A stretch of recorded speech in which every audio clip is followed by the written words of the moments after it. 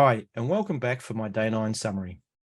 I awoke feeling a little bit stiff and sore and assumed that this was from sleeping in a tent and from general cycling fatigue. But then I remembered I'd had a little tumble yesterday. Further examination revealed some good bruising on my hip, and my phone had quite a serious bend in it. But I was grateful to not be more seriously injured, and my phone was still working.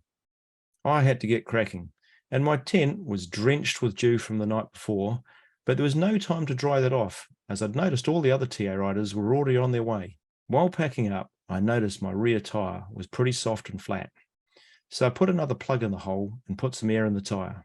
It appears all the sealant had already ejected from my tyre, but I didn't have time to deal with that now. I just had to get on the way. I stopped at the famous Bridge to Nowhere for a TA photo control point. The Bridge to Nowhere has actually got some interesting history, so I'll put a link down below in the description. Take a look. It's only a short ride down to Mamgaparua Landing, where I was meeting the jetboat, which would take me downriver to Pipiriki.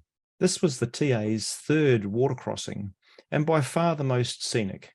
To be honest, the scenery from the jetboat is absolutely amazing, and it's worthy of our trip just on its own. Looking back, I realised I was so wrapped up in my phone getting damaged that I'd totally forgotten about my 360 camera and failed to use this on the trip down the Whanganui River. A bit of a fail. The staff at Pipiriki were great. They'd put out cleaning gear so TA riders could wash all the muck off their bikes. And they also put on a wonderful and much needed big breakfast.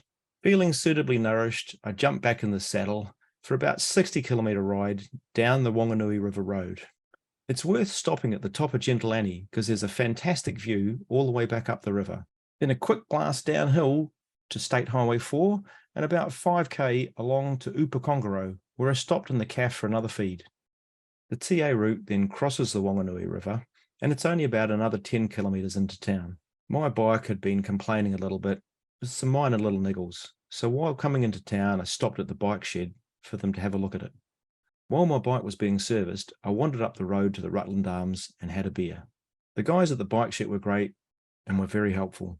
I'd happily recommend them. I've stayed in Whanganui many times before for archery tournaments and had a few good meals at the Rutland Arms. So I checked into a room upstairs, took a shower, then relaxed for a few more beers over dinner. Although I'd intended to ride further today, I was feeling pretty content. I'd just gone past the 1,000-kilometre mark, which means a third of the journey was done, and I was bang on schedule. Thanks for joining me again. Hey, and if you're liking these videos, consider putting a comment down below. I'd really love to hear from you. It'd be also cool if you're subscribed and give me that thumbs up. I'll see you on the road again tomorrow. Ciao.